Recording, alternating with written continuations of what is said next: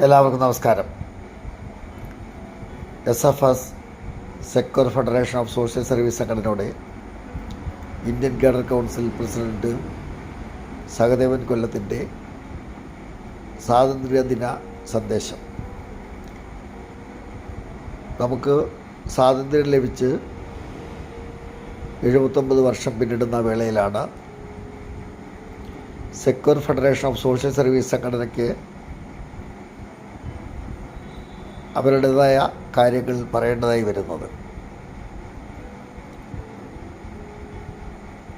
നമ്മുടെ സംഘടന ഈ രാജ്യത്ത് ഉണ്ടാകാനുള്ള കാരണം ഇന്ത്യൻ ജനതയോട് സ്വാതന്ത്ര്യത്തിന് ശേഷം നേരിടേണ്ടി വന്ന വെല്ലുവിളികളെ ആസ്പദമാക്കി ഉള്ള ചില കാര്യങ്ങൾ ഓർമ്മപ്പെടുത്താൻ വേണ്ടിയാണ് ഈ സംഘടന രൂപം കണ്ടു തന്നെ. ഓർമ്മപ്പെടുത്തലല്ല, തിരുത്തലുകളാണ് ആവശ്യം എന്ന് മനസ്സിലാക്കിക്കൊണ്ടാണ് സംഘടനാ പ്രവർത്തന സജ്ജമായത്.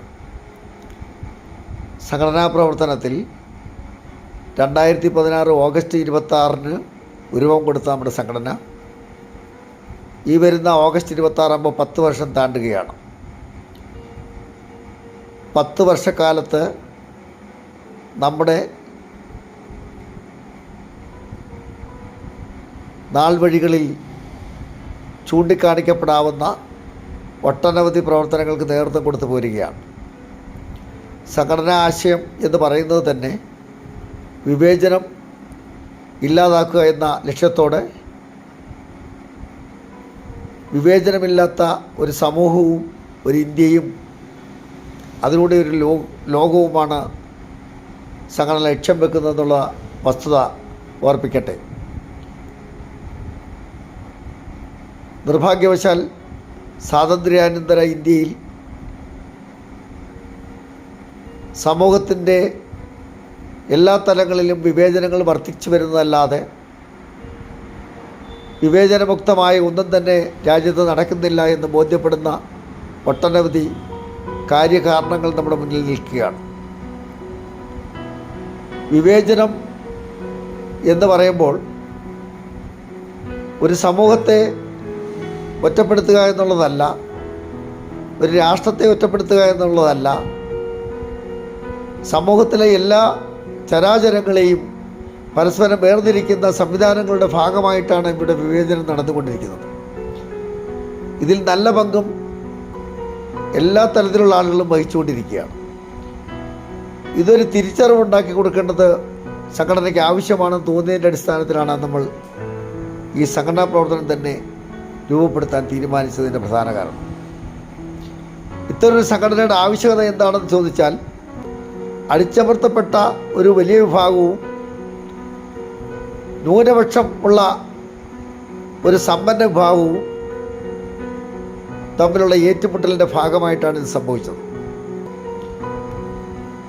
മതഭ്രാന്തന്മാരും വർണ്ണപരിയുള്ള ഒരു വിഭാഗവും ബാക്കിയുള്ളവരെ ചൂഷണം ചെയ്യുന്ന രീതി മാറ്റിയെടുക്കേണ്ടത് അനിവാര്യമാണ് എന്നുള്ളതിൻ്റെ അടിസ്ഥാനത്തിൽ കൂടിയാണ് ഈ സംഘടന ഈ കാലഘട്ടത്തിൽ പ്രവർത്തിക്കേണ്ടത് ആവശ്യമാണെന്ന് മനസ്സിലാക്കാനും പ്രവർത്തിക്കാനും തയ്യാറായിട്ടുള്ളത്.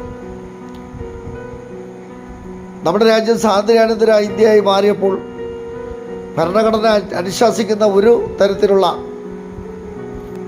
ആനുകൂല്യങ്ങളും കിട്ടാതെ വലിയൊരു വിഭാഗം ആളുകൾ ഇന്ത്യയിൽ ജീവിക്കുന്നു.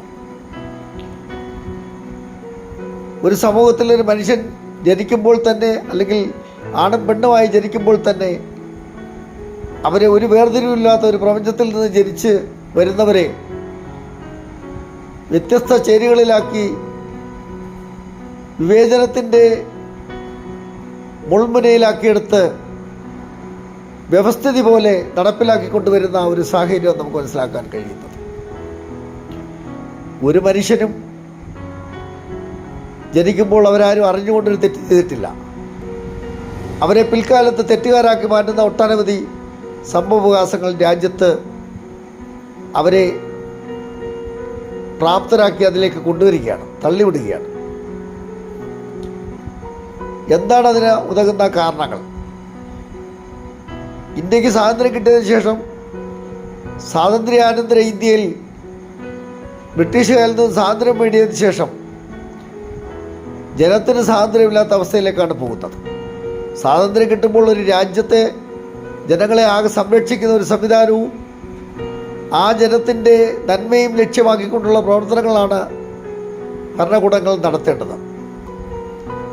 പേരിന് ഭരണകൂടം അതൊക്കെ ചെയ്യും. പക്ഷേ ചെയ്തുകൊണ്ടിരിക്കുന്നതോ ഒരു വിഭാഗം സമ്പന്നരെ മാത്രം സമ്പന്നരാക്കിക്കൊണ്ട് പട്ടിണിപ്പാവങ്ങളെ പട്ടിണിയിലേക്ക് തള്ളിയിടുന്ന ഒരു സംവിധാനം. നമുക്കറിയാം, നമ്മുടെ രാജ്യത്തെ വിവിധ ഭാഗങ്ങളിലും ഒരു നേരത്തെ ഭക്ഷണമില്ലാതെ വിശന്നലയുന്ന ധാരാളം മനുഷ്യക്കുഞ്ഞുങ്ങൾ വളരുന്ന നാടാണ് നമ്മുടെ നാട്. ഇത് ഒരു പരിധിവരെ ഭരണകൂടത്തിന് മാറ്റിയെടുക്കാൻ കഴിയാവുന്നതാണ്. പക്ഷെ അവരെ ബോധവൽക്കരിക്കാൻ സർക്കാർ തയ്യാറല്ല. കാരണം അവർ വളർന്നാൽ ഭരിക്കപ്പെടാൻ ആളില്ല എന്നൊരു കാഴ്ചപ്പാടാണ് സമൂഹത്തിനുള്ളതെന്ന് നമുക്ക് മനസ്സിലാക്കാൻ കഴിയുന്നത്. ഇതിന് മാറ്റമുണ്ടായേ മതിയാവും. സംഘടന അതിന്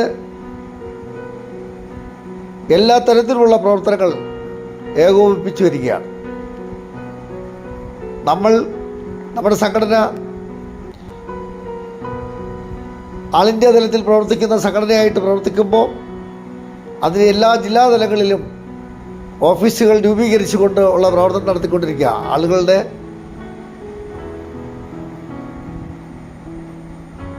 ജീവിതോപാധി വർദ്ധിപ്പിച്ചുകൊണ്ട് എല്ലാ മനുഷ്യനും തുല്യരാണെന്ന് വരുത്തി തീർത്തുകൊണ്ട് വിവേചനമില്ലാത്തൊരവസ്ഥയിലേക്ക് എത്തിക്കുന്ന ഒരു സാഹചര്യത്തിലേക്ക് കൊണ്ടുവരുവാൻ, അതിലൂടെ സ്വാതന്ത്ര്യം നേടണം എന്നുള്ള കാഴ്ചപ്പാടിൻ്റെ ഭാഗമായിട്ട് മാറിക്കൊണ്ടിരിക്കുകയാണ്.